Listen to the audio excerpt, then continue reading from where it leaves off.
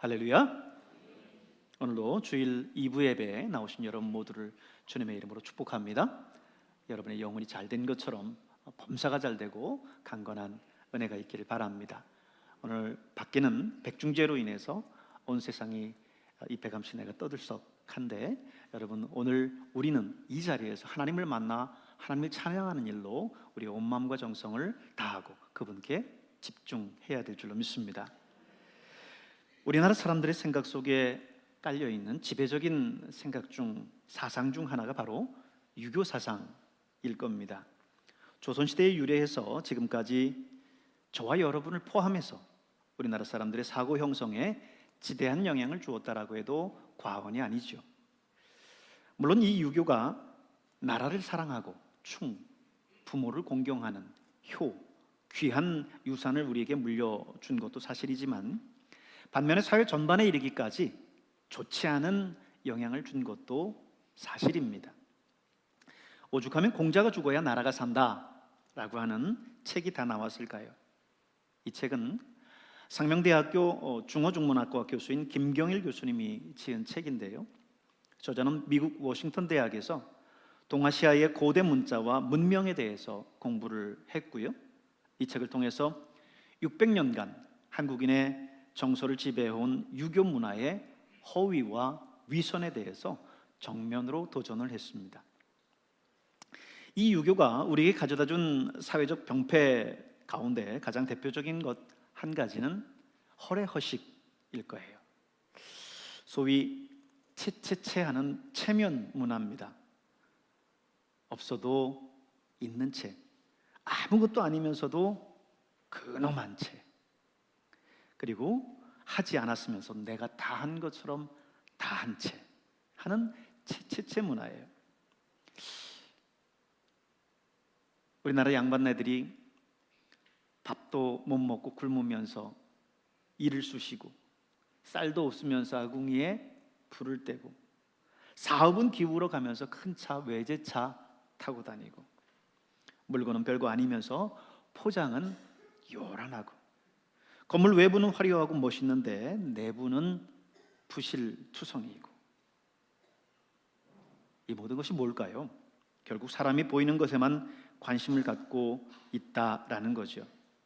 보이지 않는 내면에는 충실하지 않으면서 보이는 것에만 힘쓰고 치중하고 있다라는 것을 말해주는 겁니다. 하지만 더 안타까운 것은 우리 예수 믿는 사람들도 역시 여기에서 크게 벗어나지 않는다라는 거예요. 하나님을 믿고 하늘의 소망을 두고 살아가는 저와 여러분 역시 보이는 것에 관심을 두고 살아갈 때가 많다는 거죠. 여러분, 우리가 정신 바짝 차려야 될 줄로 믿습니다. 우리는 보이는 것에만 관심을 두고 살아가는 사람들이 아니에요. 우리는 보이지 않는 하나님을 믿고요, 보이지 않는 천국을 소망하며 살아가는 사람들입니다. 성경은 히브리서 11장에 믿음은 바라는 것들의 실상이요 보지 못하는 것들의 증거라고 말씀했어요. 이 말은요, 믿음이라고 하는 것은 손에 잡히지는 않지만 바라고 기도함으로 인해서 실제로 응답받고 이루는 거라는 거예요. 믿음이란 보이지 않지만 그것을 믿음으로 인해서 그 믿음의 세계를 경험하고 그것이 사실이라고 하는 것을 증거하는 것이다 라는 뜻입니다. 여러분, 믿음은 보이지 않는 것을 바라고 믿는 거예요. 그런 우리가 보이는 것에만 관심을 갖고 보이지 않는 것의 중요성을 잃어버리고 살아간다면 우리 주님이 우리를 보시면서 얼마나 속상해하시고 안타까워하실까요? 얼짱, 몸짱 뭐 이런 얘기 하잖아요. 얼굴이 잘생기고 이쁘면 얼짱이고, 몸매가 잘 빠지고 수려하고 어깨가 태평양 같으면 뭐예요? 몸짱, 이렇게 이야기를 하죠. 이게 다 뭡니까? 외모를 중요시하는 거죠. 이 시대 사람들이 왜 이렇게 외모를 중시할까요? 외모를 이렇게 관심을 가질까요? 물론 많은 사람들이 외모를 통해서 사람을 보고 외모를 통해서 사람을 판단하기 때문일 겁니다. 그렇다면 왜 많은 사람들은 외모로 사람을 보고 외모로 사람을 판단할까요? 그것은요, 우리 내면의 중요함, 내면의 가치를 상대적으로 잘 모르기 때문에, 잘 깨닫지 못하기 때문에 그렇습니다. 여러분, 외모보다 중요한 것은 내면의 성숙이고 가치임을 잊지 마시기 바랍니다. 정말 그 사람이 얼마나 성숙한 사람인가, 얼마나 따뜻한 사람인가, 얼마나 인격적인 사람인가, 얼마나 좋은 믿음과 신앙을 가지고 있는가, 이거를 봐야 되죠. 오늘날 결혼에 있어서 첫 번째 조건이 되는 것이 경제적인 능력이랍니다. 예전에는 성격이 잘 맞는 사람, 이런 사람을 첫 번째 조건이다 이렇게 생각을 했는데, 요즘에 사랑이라는 말은 그저 영화나 그리고 책 속에서나 등장하는 그냥 로맨틱한 이야기로 묻혀버렸습니다. 물론 결혼을 하려면 경제적인 능력이 돼야 되겠죠. 준비를 해야 되겠죠. 그러나 그게 다가 아니라는 겁니다. 그런데 그럼에도 불구하고 그것이 다인 양 이 세상에서 살아가기 때문에 문제죠. 성격이 좀 안 좋아도, 신앙이 없고 불신자여도 그저 경제력만 되고 돈 많이 벌고 잘 나가면 된다 생각하기 때문에 문제인 겁니다. 외형만을 중요시하는 우리 사회의 단면을 보여주는 것이다 할 겁니다. 여러분, 우리는 외모보다, 사람의 외적인 조건보다 그 사람의 내면의 가치를 볼 수 있어야 됩니다. 외형을 볼 것이 아니라 그 안에 담고 있는 것이 무엇인가를 봐야 한다는 거예요. 왜요? 왜 우리 내면이 중요합니까? 첫째는요, 하나님께서는 중심을 보시는 하나님이시기 때문에 그렇습니다. 여러분, 우리가 어떤 사람입니까? 우리는 하나님의 성품을 닮은 하나님의 자녀요, 하나님의 백성입니다. 어떤 분은 얘기할 때 그래요. 나 여호와는 중심을 보는 여호와니라. 성경이 그렇게 이야기하니까 하나님은 중심을 보는 게 맞아요. 그러나 사람은 외모를 봅니다. 이렇게 이야기를 하더라고요. 물론 사람은 그 사람의 중심을 볼 수는 없죠. 그 내면 깊은 곳을 어떻게 볼 수 있겠습니까? 10길 물속은 알아도 한 길 사람 속은 모른다고 하는데 어떻게 그 사람의 내면 깊은 곳을 알 수 있겠어요? 그러나 그것이 사람의 외모만을 거기에 가치를 두고 내면을 가치를 두지 말라고 하는 의미가 아닙니다. 우리는 할 수 있는 대로 그 사람의 중심을 보고 그 사람의 사람됨과 내면의 가치를 보아야 할 겁니다.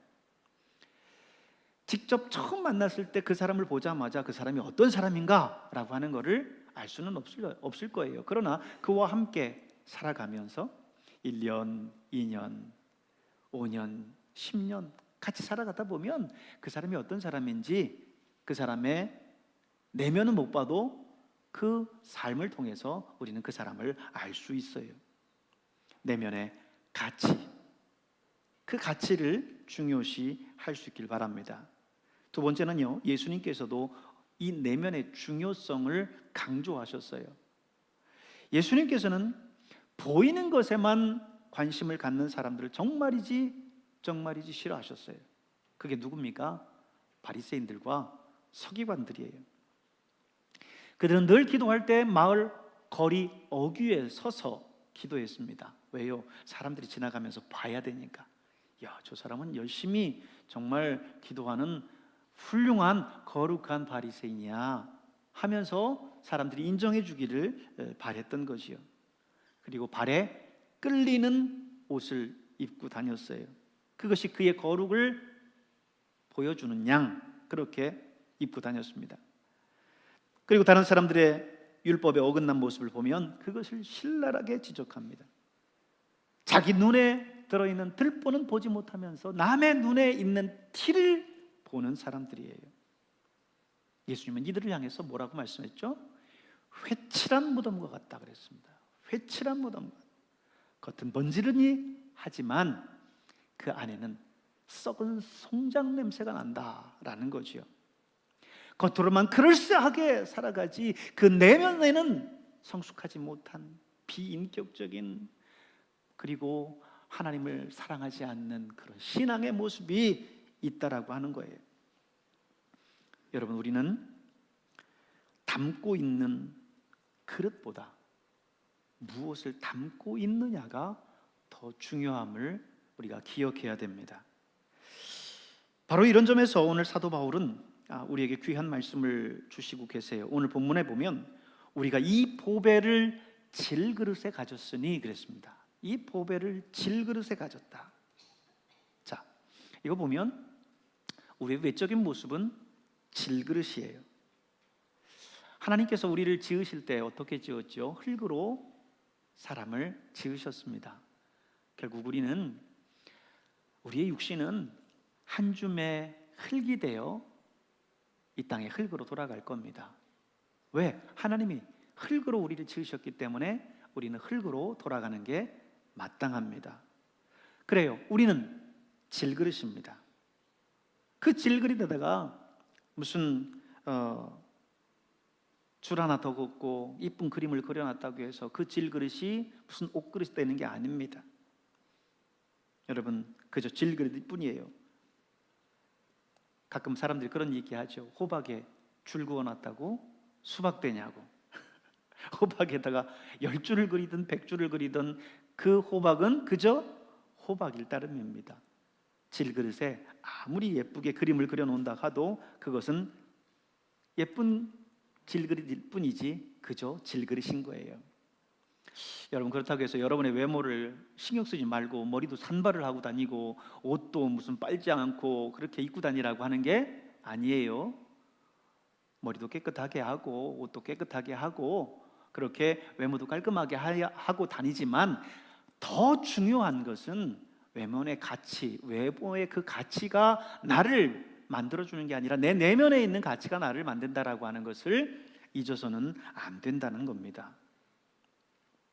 창세기 2장 7절에 보면 하나님께서 흙으로 우리 인간을 지으셨어요.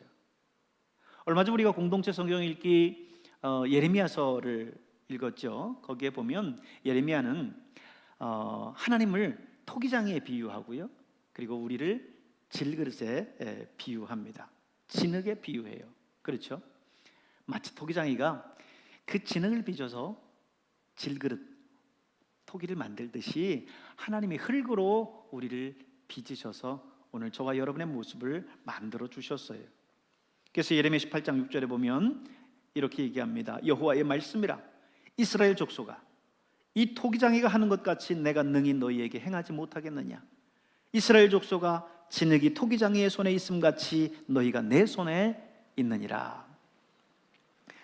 토기장이가 어떤 모양으로 진흙을 만드냐에 따라서 그 토기가 달라지듯이 하나님이 어떻게 우리를 빚으시냐에 따라서 우리의 모양이 달라지는 겁니다. 그렇기 때문에 하나님의 절대 주권 안에 오늘 저와 여러분은 있어요. 오늘 사도 바울도 예레미야서에서 이렇게 하나님을 비유하듯이, 그리고 우리 인간을 그렇게 비유하듯이 사도 바울도 우리를 질그릇에 비유하고 있습니다. 하나님께서 우리를 흙으로 빚어서 만든 질그릇이다 라고 하는 겁니다. 그렇습니다. 우리는 그저 그래봐야 질그릇이에요. 다른 사람들과 크게 비교해서 더 나을 것도 없고 더 못할 것도 없습니다. 쌍꺼풀 없다고 해서 쌍꺼풀 하나 더 하죠. 질그릇에다가 한 줄 더 넣는다고 해서 그게 질그릇이 아닌 건 아니잖아요. 똑같이 질그릇이잖아요. 키 작은 사람들, 키 큰 사람들 생각해 보세요. 아무리 키가 커도 2m 이상 되는 사람들 많지 않고요, 아무리 키가 작아도 다 1m 이상은 됩니다. 저도 1m 이상은 돼요. 여러분, 그렇습니다. 저나 여러분이나 이 세상에 아무리 잘난 사람이나 아무리 못난 사람이나 다 똑같이 질그릇일 뿐이에요. 그러므로 여러분 안에, 이 질그릇 안에 무엇을 담느냐가 중요한 거예요. 여러분 안에 무엇을 담느냐가 더 중요하다라고 하는 겁니다. 여러분의 내면 세계를 아름답게 가꾸어 가시길 바랍니다.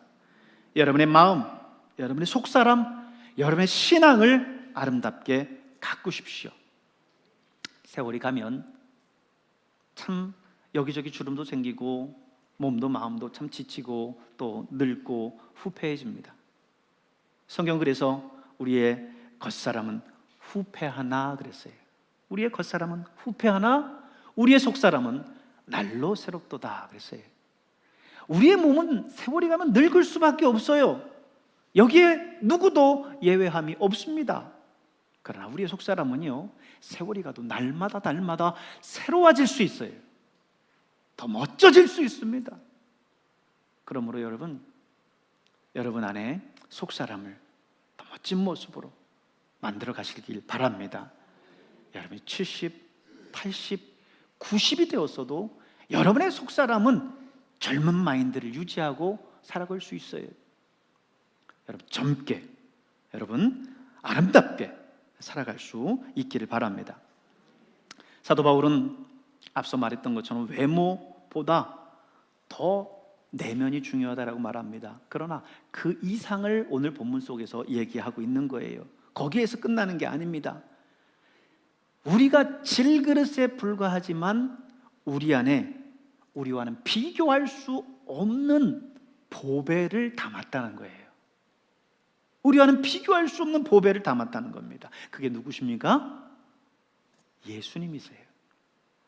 여러분, 예수님이 누구세요? 예수님은 본래 하나님과 동체십니다. 하나님의 본체세요. 태초에 이 천지를 창조하실 때 예수님은 거기에 계셨어요. 그리고 그 창조 행위를 직접 행하셨습니다. 이 우주 만물의 주인이세요. 그 예수님을 오늘 저와 여러분의 질그릇 안에 담고 있어요.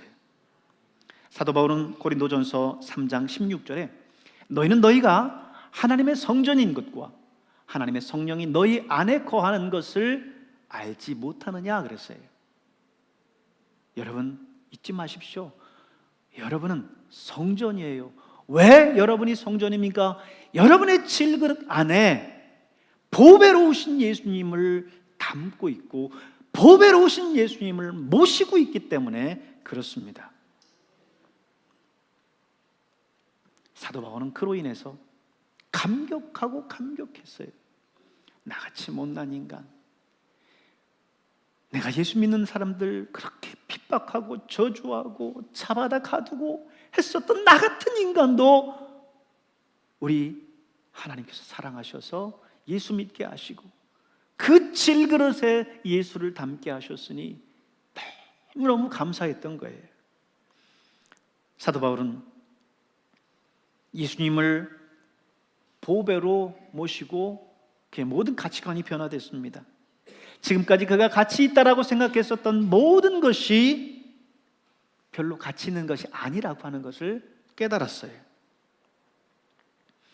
여러분, 사도 바울은요, 히브리인 중에 히브리인요, 바리새인 중에 바리새인이에요. 여러분, 유대인들이 유대인이라고 하는 그 선민 사상이 얼마나 강한지 아시지 않습니까? 유대인 중에서도 유대인, 히브리인 중에서도 히브리인이라는 거예요. 그리고 그들 가운데 특별히 율법의 정통에 있는 바리새인들이 그들 사회 속에서 존경받는 존경이라고 하는 것은 우리의 생각 그 이상입니다. 바울은 바리새인 중에 바리새인이었어요. 특별히 그는 가말리엘 후에 문화에서 공부한 수학한 석학이에요. 배움이 소위 가방끈이 긴데 그 가방이 아주 아이빌리그인 겁니다. 너무너무 똑똑한 사람이에요. 세상적으로 말하면 그의 커리어와 어디에 가도 꿀리지 않는 커리어입니다. 그런데 사도 바울은 그 모든 것이 참 무가치한 것이었구나라는 것을 깨달았어요. 빌립보서 3장 8절에 보면 또한 모든 것을 해로 여김은 그리스도 예수를 아는 지식이 가장 고상하기 때문이라. 내가 그를 위하여 모든 것을 잃어버리고 배설물로 여김은 그리스도를 얻고 그랬습니다. 바리새인 중에 바리새인이고 히브리인 중에 히브리인이고 가말리엘 문화에서 공부했고 그가 내세울 수 있는 수많은 커리어들은 이제 예수 그리스도를 아는 그 고상한 그 지식, 그 보배로운 그 예수님 때문에 그것은 아무것도 아닌 무가치한 것으로 여겼고, 심지어는 사도 바울의 표현에 따르면 배설물로 여겼다라고 이야기를 하고 있습니다. 여러분, 예수님이 여러분 안에 바로 그렇게 보배로운 분이심을 여러분 기억하시길 바랍니다. 그래서 그는 내 주 예수 그리스도를 믿는 지식이 가장 고상하다 그랬어요. 여러분, 주님을 믿는 이 신앙이 이 세상 그 어떤 것보다도 귀하다고 고백하십니까? 고백하십니까? 이 세상에 그 어떤 가치 있는 것보다 내가 예수를 만나 내 안에 보배로우신 예수님을 모셨다라고 하는 이 사실이 가장 귀하고 귀한 거예요. 사도 바울은 오늘 본문 그 다음 구절에 보면 이렇게 표현합니다. 우리가 사방으로 우겨쌈을 당하여도 쌓이지 아니하며, 답답한 일을 당하여도 낙심치 아니하며, 핍박을 받아도 버림받지 아니하고, 거꾸러뜨림을 당하여도 망하지 아니한다 그랬어요. 왜? 예수님이 자신 안에 있기 때문에, 예수님을 보배로운 보배로 모시고 있기 때문에 그렇습니다. 고린도후서 11장에 보면요, 사도 바울이 예수 그리스도의 복음을 전하다가 당한 고난들을 기록하고 있는데요, 야, 고난을 당해도 정말 이렇게 고난을 당할 수 있을까요? 보십시오. 옥에 갇히기도 더 많이 하고, 매도 수없이 맞고, 여러 번 죽을 뻔하였으며, 유대인들에게 40에 하나 감한 매를 5번 맞았으며, 3번 태장으로 맞고, 1번 돌로 맞고, 3번 파선하였는데, 일주야를 깊은 바다에서 지냈으며, 여러 번 여행에 강의 위험과 강도의 위험과 동족의 위험과 이방인의 위험과 신의 위험과 광야의 위험과 바다의 위험과 거짓 형제 중에 위험을 당하고, 또 수고하며 애쓰고 여러 번 자지 못하고 추리며 목마르고 여러 번 굶고 춥고 헐벗었노라. 예수 그리스도의 복음을 위해서 이 숱한 고난을 사도 바울은 기쁘게 받아들였어요. 왜요? 왜요?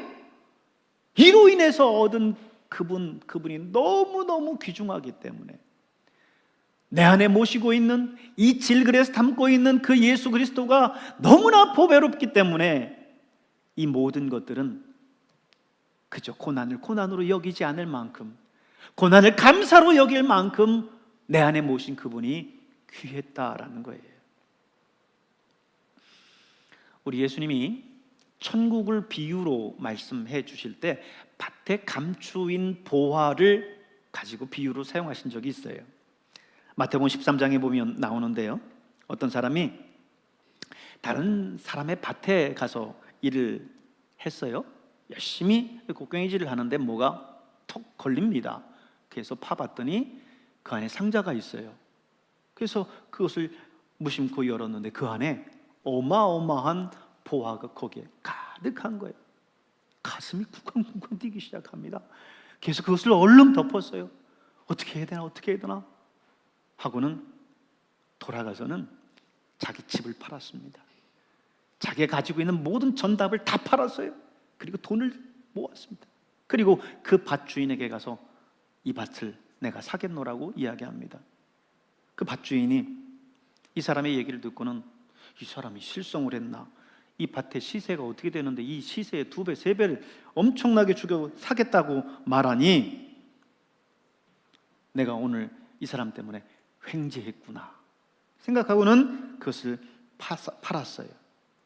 애써 나오는 웃음을, 미소를 감춘 채 그 밭을 팔았습니다. 여러분, 이 사람이 이 밭을 사면서 집이 아까웠을까요? 논이 아까웠을까요? 파는 밭이 아까웠을까요? 여러분, 그 사는 밭에 감추어 있는 그 보화와 비교하면 그건 아무것도 아니에요. 그러니 이 사람은 집을 팔면서도, 밭을, 논을 팔면서도 지금 기뻐하고 있는 거예요. 세상 사람들이 보면 저 사람 미쳤다라고 생각하는 거죠. 세상 사람들이 볼 때 여러분을 어떻게 생각할까요? 야, 이렇게 백중지 하는데 가서 저기서 즐기고 놀아야지. 허구많은 시간에 거기 가서 왜 예배를 드리고 있나? 예배 드리고 돈 주는 것도 아니고 돈 내가면서 왜 이렇게 예배를 드리고 있나? 저 사람 미쳐도 대단히 미쳤다, 이렇게 생각하지 않겠습니까? 그러나 우리는 우리 안에 지금 보화, 보배를 모시고 있어요. 그렇기 때문에 그 가치와는 비교할 수 없는 겁니다. 여러분, 한번 반대로 생각해 볼까요? 지금까지 이 밭을 사는 사람 입장에 생각했다면 이제는 이 밭을 파는 사람 입장에서 한번 생각해 보세요. 이 사람은 지금 이 밭에 보화가 감추어져 있는지를 꿈에도 모릅니다. 그냥 그 밭은 열심히 밭을 갈고 돌을 골라내고 거름도 주고 해야 콩이나 몇 말 수확하고 마는 그런 밭이에요. 그냥 그 밭 놀릴 수 없으니까 그냥 사람 사서 일 시키고 그 밭을 지금껏 일구어 왔던 겁니다. 그런데 횡재했어요. 한 미련한 농부 하나가 자기 집 전답 다 팔아가지고 이 밭을 사겠다는 거예요. 2배, 3배가 넘는 금액을 주고 사겠다는 거예요. 할렐루야. 그리고는 이 사람은 그 밭을 팔았습니다. 팔면서도 속으로 엄청 좋아했겠죠. 그 받은 돈을 세가면서 이야, 이게 2배, 3배, 4배 받았다 했겠죠. 근데 얼마 지나지 않아서 소식이 들려옵니다. 그 밭을 산 사람이 거기에서 엄청난 보화를 발견했다는 거예요. 이 밭을 판 사람이 눈이 이만해졌습니다. 땅을 치면서 후회합니다. 그 밭을 팔지 말았어야 되는데, 내가 받은 그 금액의 수백 배를 내가 벌 수 있는 거를 내가 이렇게 팔아버렸구나. 땅을 치며 후회하지 않겠습니까? 여러분,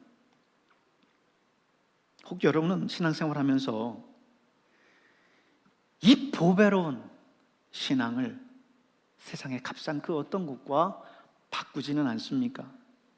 그저 돈 몇 푼 벌겠다고 신앙의 양심을 버리지는 않습니까?